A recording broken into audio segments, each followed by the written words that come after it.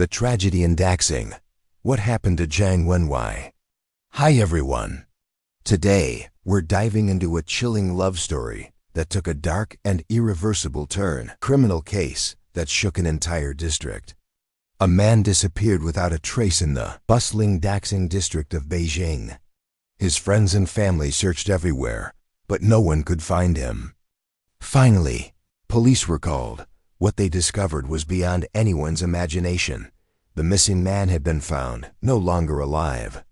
And more disturbingly, his remains had been placed into a cold metal container. But the true shock came when the police identified the suspect, a 19-year-old woman. Once known for her beauty and charm, her name was Yi Baowen. She had been a child model, appeared in television commercials, and was even dubbed the school goddess. In the eyes of her parents and teachers, she was quiet, well-behaved, and full of promise. But around age 14, something shifted. She became someone else entirely. Was it the shadows of trauma creeping in? Or was there a darker secret lying dormant inside her all along?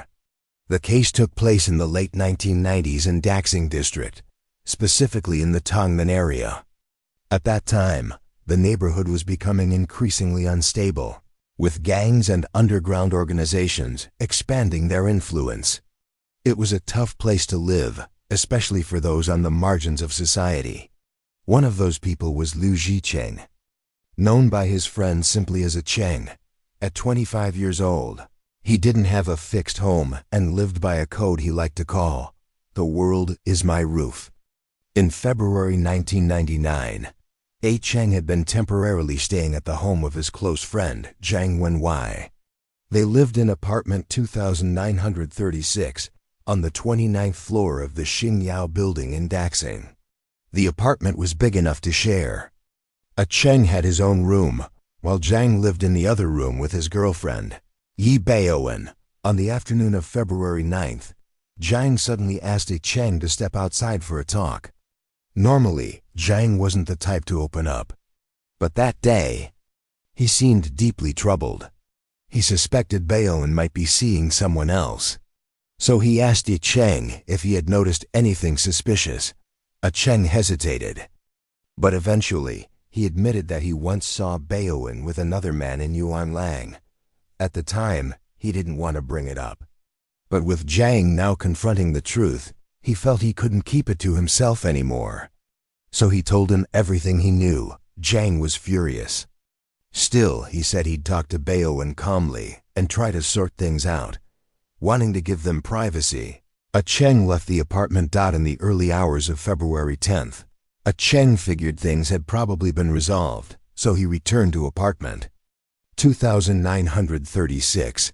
But as he approached the door, he heard loud arguing from inside. He knocked. The first voice he heard was raspy and scared. "Stop hitting me." Then came Jiang Wenwei's voice, faint and broken. The second time A. Cheng knocked on the door, loud music suddenly blasted from inside the apartment. He called out that he had plans to go out drinking with Wenwei, but instead of answering, "You." Baowen shouted at him to leave. Confused, A. Cheng stood outside for a while, then knocked again, saying his phone had died and he needed a charger. This time, Baowen opened the door just enough to hand him a small bag with a charger inside.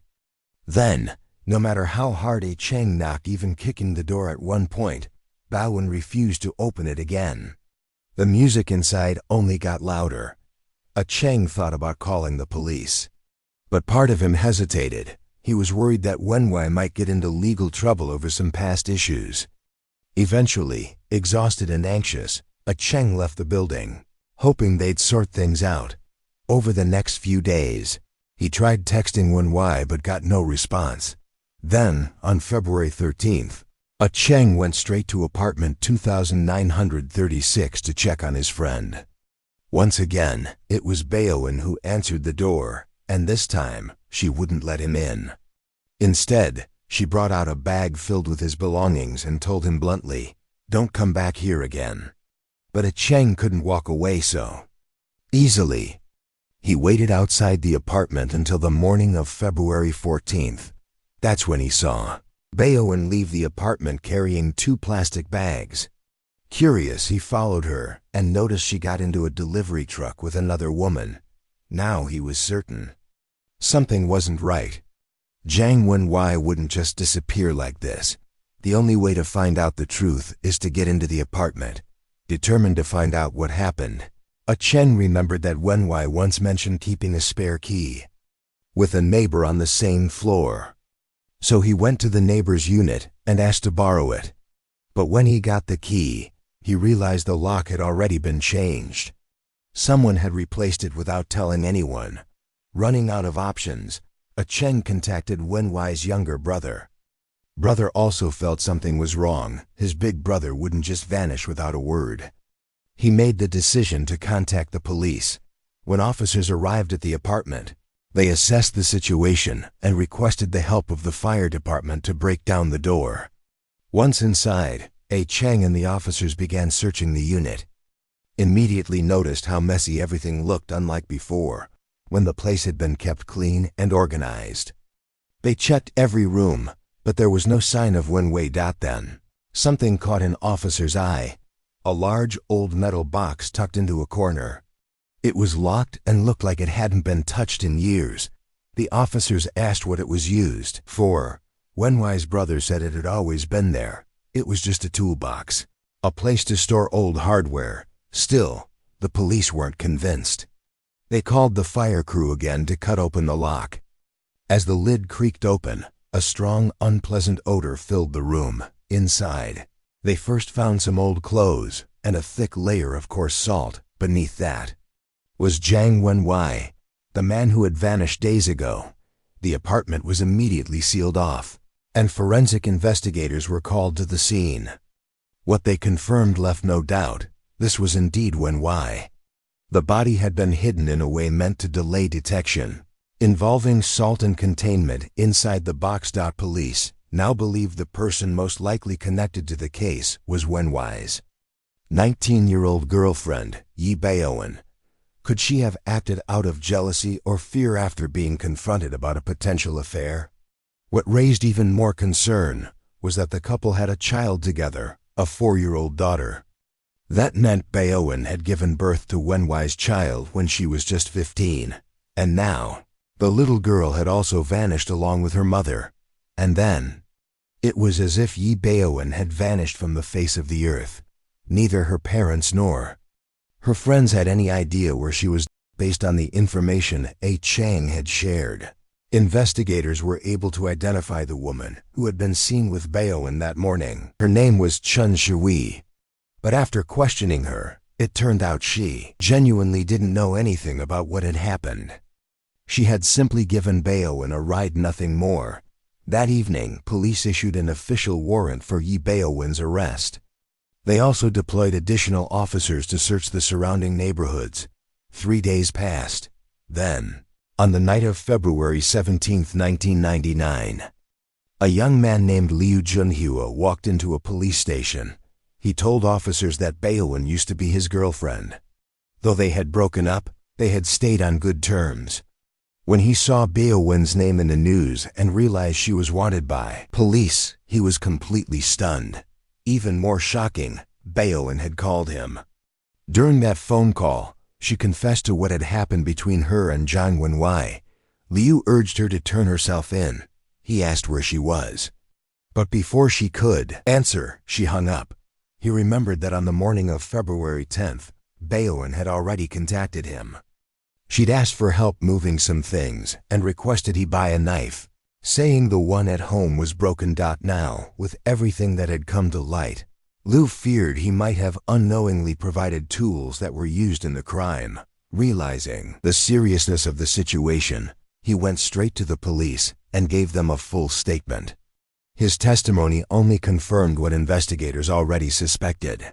Baowen was likely responsible for Wenwei's death. Police gave Liu very specific instructions. If Baowen ever called again, he was to arrange a meeting. And sure enough, Baowen called. Liu stayed calm. He used the opportunity to suggest they meet up. But Baowen seemed to sense something was off. She refused and cut off contact immediately. Days passed. Finally, at 6 a.m. on February 26, 1999, nearly 2 weeks after the case had come to light, police successfully trapped Yi Baoen to an apartment on Shanghai Street in the bustling Mongkok district. Arresting her wasn't easy. She resisted. Inside, officers also discovered the couple's 4-year-old daughter, who was immediately taken to the hospital for a health check. Once in custody, Baoen didn't deny what had happened. Instead, she calmly admitted to causing Wenwai's death, but insisted it had been self-defense. She claimed that Wenwai had been abusive for a long time.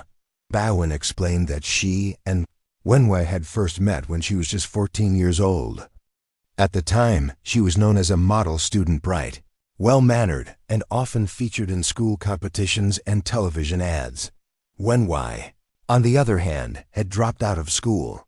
He worked odd jobs and lived alone due to issues at home. One evening in 1994, Baoen went to a karaoke bar with friends where she happened to meet Wenwai, who was working there. According to Baoen, Wenwai fell for her almost instantly. The two became friends quickly and started hanging out regularly, often with groups of friends at Wenwai's apartment. During a late-night hangout with friends, something happened that would change the course of their lives. Under the influence of alcohol, Zhang Wenwai crossed a line. He acted in a way that was clearly inappropriate toward Yi Baoen, but instead of telling someone or seeking help, she chose silence. She carried on as if nothing had happened. Over time, she started to see him differently. Whether it was confusion, pressure, or emotional entanglement, her feelings shifted. Eventually, she began to fall for him, and the two of them entered into a romantic relationship. A few months later, by the end of 1994, Yi Baoen realized she was pregnant.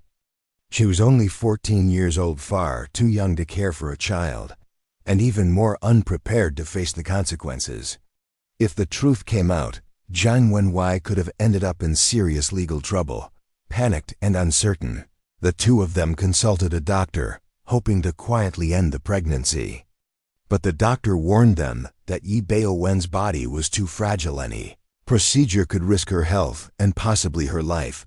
Left with no safe option, they made a difficult decision. She would carry the pregnancy to term. What would happen after that, they would figure it out later. During the pregnancy, Yi Baoen simply wore loose-fitting clothes to conceal her growing belly. No one, her family, friends, or even her teachers suspected a thing. Everything stayed quiet until May 1995, when it was nearly time for the baby to arrive. But giving birth at a hospital wasn't an option. They were terrified someone would find out, so with no support and no professional help, Dutch Bovan delivered the baby girl at home in the bathroom. Miraculously, the birth went smoothly. They named her Yongyu. The young couple decided to raise the baby at Zhang Wenwai's apartment, but they were far from ready. Yi Baoen was still in school, and Zhang Wenwai, unfocused and irresponsible, struggled to keep a job. The only steady source of money was her monthly allowance. They both started working part-time jobs to afford diapers, formula, and basic living costs. For Yi Baoen, it was a constant juggling act, between textbooks and bottles, between lectures and lullabies. Still, she pressed on, determined not to give up. Eventually, though, the stress became too much. She told her parents she wanted to move in with a cousin to focus more on school. In reality, she moved in with Zhang Wenwai to better care for her daughter. After graduating, Yi Baoen decided not to attend university and instead stayed home to care for her child. In reality, she gave birth to 2 more children in 1996 and 1997. However, it seemed that both she and Zhang Wenwai realized how difficult raising children truly was, as they ultimately abandoned the 2 infants, one at a train station and the other outside a hospital. Yi Baoen later revealed that throughout their time living together, she and her husband often argued. Zhang Wenwai had reportedly been abusive on multiple occasions. In January 1998, Yi Baoen's uncle rented a booth at a Lunar New Year fair to sell sweets. On New Year's Eve, she went to help and happened to meet Lee Junhua, who was shopping at the fair. He fell for her immediately, and they agreed to hang out on New Year's Day. They spent the day having fun, and by the next morning, Yi Baeowon had stayed overnight at Lee Junhua's home. Their relationship became intimate. A few months later, she decided to break it off for fear that Jang Wenwei might find out. Still, the two remained friends and occasionally kept in touch. From beginning to end, Lee Junhua never knew that Yi Baeowon already had a boyfriend and a daughter. However, this relationship wasn't the main catalyst for the crime. Jang Wenwei had no idea it was even happening. What truly made him suspicious, that Yi Baeowon might be seeing someone else, was a relationship she formed afterward. After parting ways with Lee Junhua in August 1998, Yi Baeowon went shopping with her younger sister and happened to meet Zhu Junheng. He was a firefighter, tall, well-built, and with a deep tan from working long hours outdoors. The moment Baeowon saw him, she felt a spark. Drawn to his calm energy and strong presence, she took the initiative to introduce herself to Junheng. Baeowon was an 18-year-old full of charm and curiosity. Their connection was instant. They started dating shortly after and often spent time together in the following weeks. By November 1998, Jang Wenwei, Baeowon's long-term partner, began noticing changes. Baeowon was often out, claiming she was meeting friends. Something about her tone, the frequency of her outings, and the secrecy started to unsettle him. That's when he started asking her to send her location more often and became more watchful of her activities. Even without hard proof, he felt something had shifted between them. Then, on February 9, 1999, the day before everything unfolded, Jang Wenwei couldn't bottle it up anymore. He confided in his friend A Cheng. What he heard only added fuel to his fears. A Cheng told him that he had once seen Baeowon walking with another man on the street. Jang Wenwei was furious. He stormed back into the apartment and confronted Yi Baeowon, unleashing all the frustration that had built up over the past 6 months. As with many of their arguments, things quickly turned physical. He began hitting her, throwing punches and kicks. Terrified, Baeowon fought back. She grabbed whatever she could: knife, hammer, folding chair. In the struggle, Wenwei sustained serious injuries, including blows to the head. Just then, a knock came at the door. It was a Cheng, returning to check on them. While waiting outside, he heard faint cries of pain and yelling. At one point, he heard Wenwei shout, "Stop hitting me." But he didn't call the police. He feared the authorities might uncover Wenwei's past involvement with an underage girl. Tragically, Jang Wenwei did not survive his injuries. At 7 a.m. on February 10th, Yi Baeowon called Lee Junhua. She asked for help moving some things and requested he buy her a knife, saying the apartment was too small to manage the situation properly. She later claimed her main concern was that her daughter might see her father's body and be traumatized. Her solution was to hide him inside a metal box. But the box was too small, so she decided to disassemble the body before placing it inside. Exactly 1 year later, on February 23, 2000, the trial took place at the High Court. Yi Baeowon was charged with unlawful killing and improper handling of human remains. Lee Junhua and Chen Shihui, the woman seen helping Baeowon move bags, were found not guilty and unrelated to the crime. Even her ex-boyfriend, firefighter Zhu Junxing, who helped her find a place to hide, was never called to testify. In the end, Yi Baeowon was sentenced to 10 years in prison. The judge emphasized that her actions were excessively cruel. Regardless of whether it was self-defense, she had made no attempt to call emergency services after Wenwei was injured, and that, the court declared, was the reason he lost his life.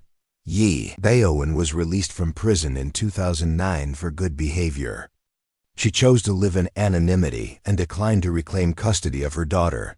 During Baeowon's years behind bars, her 4-year-old daughter had been placed in an orphanage. Eventually, the child was adopted by another family. Perhaps she had inherited her mother's intelligence. She excelled in school and stood out among her peers. But by the age of 15, everything changed. Young Yu began to rebel. Her academic focus faded, replaced by parties, risky behavior, and eventually, drug use. At 19, just like her mother, she was arrested this time for drug possession. She was sentenced to 5 years and 8 months in prison. But in truth, Young Yu never really had a choice. She spent her early years hidden from the world, never allowed to play outside or make friends. She witnessed her father's death with her own eyes. She hid in a cramped apartment with her mother, only to see her taken away by police. And although she was only 4 at the time, she understood far more than anyone realized. Was she a victim of circumstance or a cold-blooded killer? Drop your opinion in the comments. We want to hear from you. And make sure to like, subscribe, and hit that bell icon so you never miss the next shocking case. Today's video ends here. Thank you all for watching until the very end. See you in the next videos. Goodbye.